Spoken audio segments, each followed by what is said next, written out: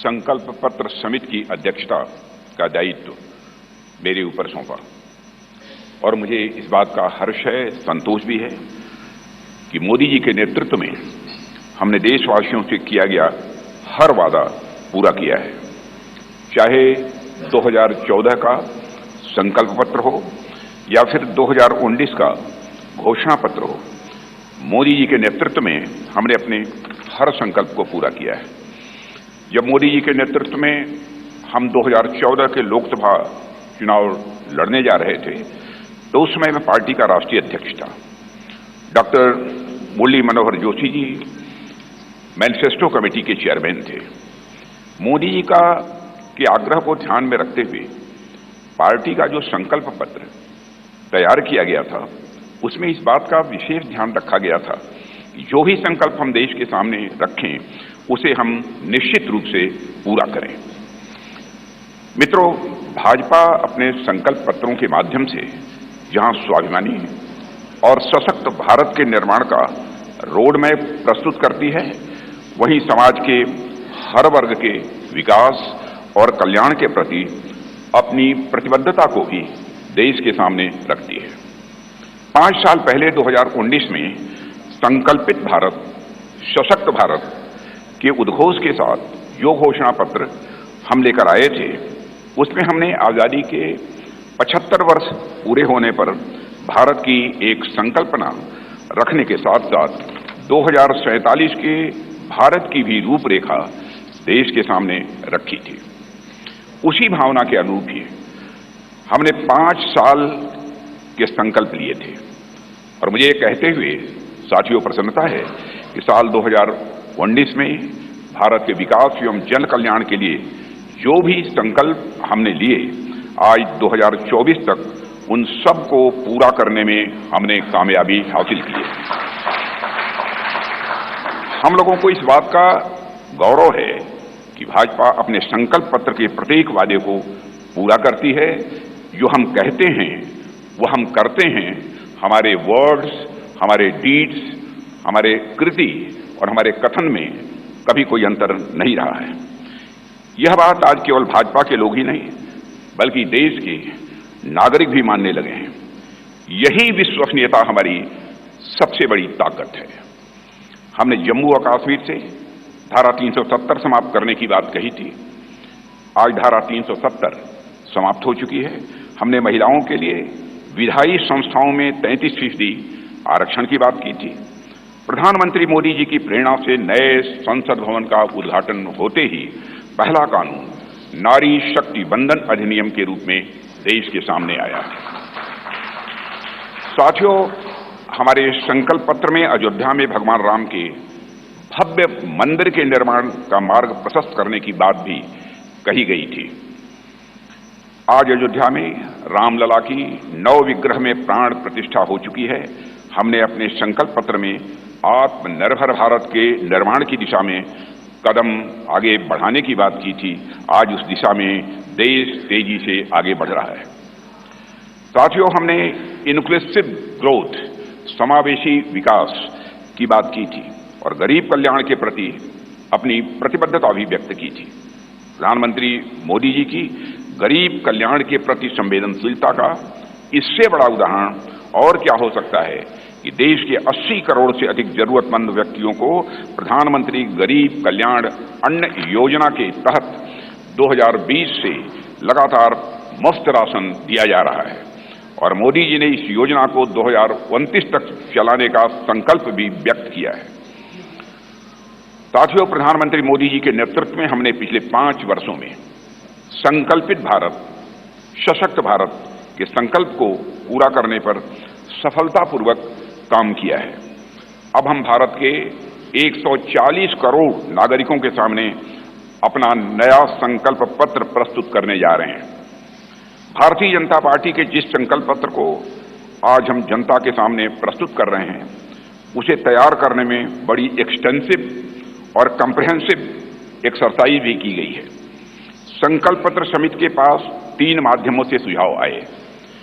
पहला, रथ के माध्यम से सुझाव हमारे पास आए। दूसरा, संस्थाओं और व्यक्तियों द्वारा पार्टी संगठन के माध्यम से सुझाव आए। हम तक पहुंचाए और बड़ी संख्या में ऑनलाइन इनपुट्स भी हम तक आए। 4 लाख सुझाव नमो ऐप के माध्यम से भी आए। करीब 10 लाख सुझाव वीडियो के माध्यम से आए। ऐसे करीब 15 लाख से अधिक सुझाव समिति के पास आए हैं, जिनकी स्क्रीनिंग करके हमने उनकी समरी तैयार की है। उनमें से मुख्य मुद्दे ढूंढे गए और उस पर चर्चा हुई कि इन मुद्दों पर हम क्या कर सकते हैं। इस बात पर भी विचार हुआ कि हम जो संकल्प लेंगे उनके फाइनेंशियल इम्प्लीकेशंस क्या होंगे। यह विषय केंद्र का है या राज्य सरकारों से जुड़ा है या समवर्ती सूची का है। इस विषय से जुड़ी कोई स्कीम चल रही है या नहीं और इसका हमारे मित्र देशों पर कोई असर तो नहीं पड़ेगा, यह भी सावधानी बरती गई है। सभी बातों पर बहुत ही गंभीरतापूर्वक विचार हुआ है। साथियों, हर विषय की 360 डिग्री एनालिसिस करने के बाद हमने विषयों को 24 ग्रुप्स में बांटा है, 24 ग्रुप्स में से बांटा है।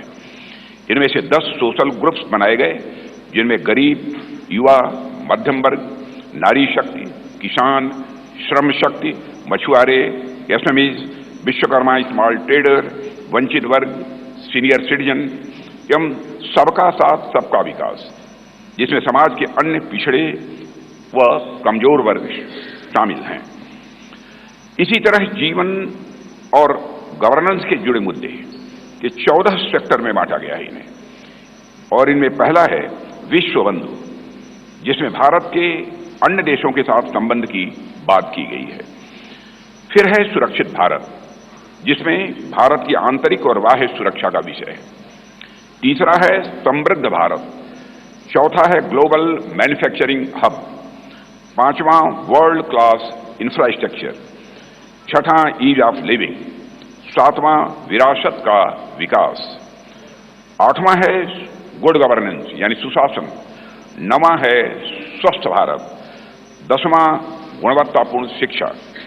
11वां है खेल का विकास। 12वां है सभी क्षेत्रों का संतुलित विकास करना। 13वां है इनोवेशन एंड टेक्नोलॉजी और 14वां है सस्टेनेबल इंडिया, जहां पर्यावरण से जुड़ी हुई बातें।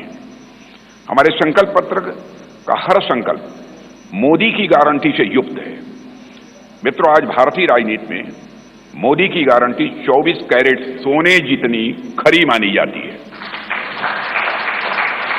इसलिए मुझे कहने में रंच मात्र भी संकोच नहीं है कि हमारा संकल्प पत्र भारत ही नहीं, दुनिया के राजनीतिक दलों के मैनिफेस्टो के लिए एक गोल्ड स्टैंडर्ड है। और मुझे पूरा विश्वास है जिन संकल्पों को हम यहां रख रहे हैं वह 2047 तक एक विकसित भारत के निर्माण के प्रधानमंत्री मोदी जी के संकल्प को जहां यह आकार भी देगा, वहीं यह विस्तार भी देगा और उसे साकार करने में भी यह मददगार साबित होगा। साथियों, मैं यह भी आपको की जानकारी में लाना चाहूंगा, इस संकल्प पत्र को तैयार करने में अपनी प्रतिदिन की अत्यधिक व्यस्तताओं के बावजूद हम सबके साथ देर रात तक बैठकर माननीय प्रधानमंत्री जी ने हम सभी का मार्गदर्शन किया है। उनके पास बैठने के बाद और उनके विचारों सुनने के बाद मैं स्वयं इस नतीजे पर पहुंचा, कैसा होगा हमारा विकसित भारत, जहां इस संबंध में उनके अंदर पूरी स्पष्टता है, वहीं पर आत्मविश्वास है कि यह हासिल होकर रहेगा।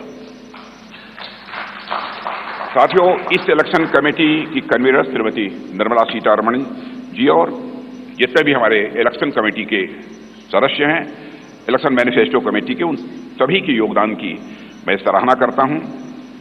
और अंत में मैं यह भी कहना चाहूंगा, साथ ही दिन रात सारे सुझावों को संकलित करना, अध्ययन करना और उसे संकल्प पत्र के रूप में तैयार करने में जो भूमिका हमारे रेल मंत्री श्री अश्विनी कुमार वैष्णव ने निभाई है, उसकी भी मैं विशेष रूप से मैं सराहना करना चाहता हूं।